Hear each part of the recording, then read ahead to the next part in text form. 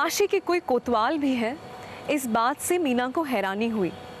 लेकिन वो काल भैरव के मंदिर भी गई और उन्होंने पूजा भी की। दिन बीतते गए और आया एक और मंगलवार। अरे आप मैं आप ही के यहाँ जाने वाली थी। और लो, मैं तुम्हारे इधर आ गई। काल भैरव मंदिर गई थी, सोचा तुम्हारे लिए भी प्रसाद लेती आओ। देखिए तो मैं भी काल भैरव मंदिर ही गई थी और आपको प्रसाद देने ही आने वाली थी। ये लो, क्या बात है, बड़ी खुश दिख रही हो। खुशी की ही बात है और वही बात आपको बताने के लिए मैं आने वाली थी। हाँ। आप बैठिए तो। हाँ। अब बताओ क्या बात है। आपके कहे अनुसार हम काल भैरव मंदिर गए और फिर चमत्कार हुआ। चमत्कार? हाँ, मंदिर से आने के बाद भी कहीं ना कहीं मन में ये डर बना हुआ था कि कहीं फिर किसी मंगलवार को कोई दुर्घटना ना हो जाए। और फिर दुर्घटना हुई। दुर्घटना हुई और तुम खुश होकर बता भी रही हो। सुनिए तो, दुर्घटना तो हुई पिछले मंगलवार विनीत का। फिर एक्सीडेंट तो जबरदस्त था, लेकिन विनीत को खरोच तक नहीं आई। हाँ, लगता है काल भैरव का आशीर्वाद का असर तुम पर होने लगा है मीना। हाँ, मुझे भी ऐसा ही लगता है। सब काल भैरव की ही कृपा है। अब मुझे पूरा विश्वास है मेरे परिवार पर काल भैरव की कृपा से अब कोई दुर्घटना नहीं होगी। कभी बनारस के काल भैरव ने हमें अपना ही लिया। हम यही माने थे कि बाबा हमारा सब कुछ ठीक हो जाए, मेरे पहले की तरह, मतलब जैसे हम लोग कानपुर में रहते थे उसी तरह हमारा सब सही हो जाए। बस यहाँ पे दर्शन फिर करने गए उनके आंटी कहने पे, फिर गए, तब से मेरा सब कुछ पूरी तरह से ठीक है। तब से कोई चीज़ की मतलब कमी नहीं है। तब से मैं कंटिन्यू हर मंगलवार को दर्शन करने जाती हूँ। मेरे को 15 साल यहाँ रहते रहते हो गया और बाबा की ही कृपा है कि आज जब मेरा परिवार और सब कुछ मतलब ठीक ठाक है। दुर्घटनाओं के सिलसिले को बंद हुए 15 साल बीत चुके हैं, लेकिन आज भी मीना शुक्ला हर मंगलवार नियमित रूप से काल भैरव के मंदिर जाती है। हम में से हर कोई चाहता है कि जिस जगह हम रहे वो जगह हमारे लिए लाभकारी हो। बहुत से ऐसे भक्त हैं बनारस में, अगर हैं तो चाहे 12 बजे, चाहे जो है भोर में 4 बजे, अगर उनको आउट ऑफ स्टेशन जाना है तो यहाँ एक बार आते जरूर है मत्था टेकने, उसके बाद ही जाते हैं। सभी का कल्याण करते हैं। जो सच्चे भाव से इनके पास आएगा, सच्ची कहानी इनको अपना बताएगा, जिसमें कोई दुविधा न हो, कोई गलत न हो, अवश्य पूरा करते हैं। यही मैं दर्शन करके पान की दुकान पे चौराहे पे पान खा रहा था, फोन आया स्कूल से, बिटिया के हमारे 2 साल पहले की बात है। फोन आया कि जो जल्दी से आइए, स्कूल में बिटिया का तबीयत खराब है। स्कूल में मुझे नहीं बताया गया कि उंगली कट गई है। डॉक्टर के पास ले गए तो वो पट्टी वगैरह बना था। जब पट्टी खुलवाया तो देखे उंगली गायब है।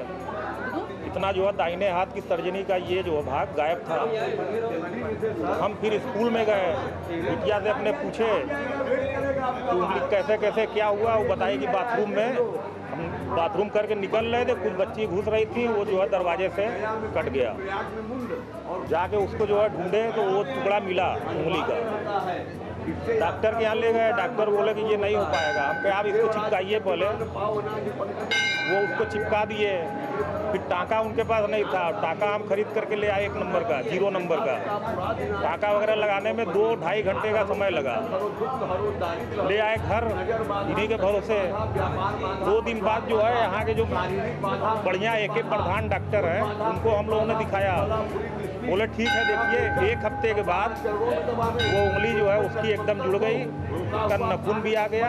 डॉक्टर ने ये बोला था कि जो है ये जुड़ेगा नहीं, नाखून तो एकदम नहीं आएगा अगर जुड़ भी जाएगा तो। आज की डेट में वो लड़की जो है उसकी दाहिने हाथ की तर्जनी है। 13 साल की बिटिया है, उस समय 8 साल की, 9 साल की थी। रामघाट पर बल्लभ राम तालीग्राम हॉस्पिटल बनने लगा। कलकत्ते के व्यापारी थे बल्लभ दास जी, उनको दैवी प्रकोप भया, ये 10 उंगलियां गलने लगी। यहाँ से देखिए कान की सुनी बात नहीं है, बहुत छोटे हम थे, 10 साल के थे।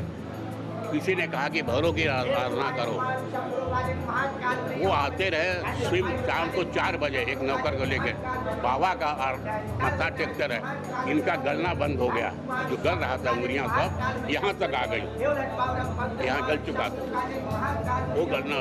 लेकिन अस्पताल बना, अस्पताल बहुत आगे बढ़ा। इनका सबसे बड़ा जन्म तिथि आता है इनका भैरवाष्टमी, काल भैरवाष्टमी, जो अगहन मास में कृष्ण पक्ष में 8वें दिन मनाया जाता है।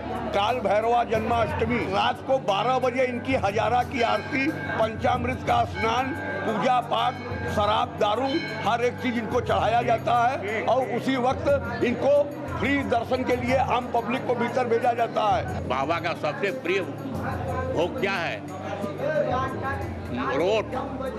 रोट बनता है, आटा, शक्कर, देसी घी, जितना शक्कर मिलाएंगे उतना आटा उतना देसी घी पतरी पर रख करके अग्नि जलाएंगे, वो अंगीठा उसमें डाल देंगे, वो अपने आप से पकते पकते पक जाएगा। बाबा को भगत उसमें 3 हिस्सा होता है, एक घर होता है, घर को गंगा को प्रवाह किया जाता है, एक को गाय को दिया, दूसरा जो प्रसाद बांटा जाता है। मुझे बाबा काल भैरव पे पूरी विश्वास है और मैं जानती हूँ कि मेरा विश्वास कभी टूटेगा नहीं। लेकिन कई बार ऐसा भी होता है जो मीना शुक्ला की जिंदगी में हुआ। क्या सच में मीना शुक्ला की जिंदगी को काल भैरव ने आसान बनाया? ये तो उनकी आस्था की बात है। मानो तो चमत्कार, ना मानो तो कुछ भी नहीं। आज के लिए बस इतना ही, फिर मुलाकात होगी। नमस्कार।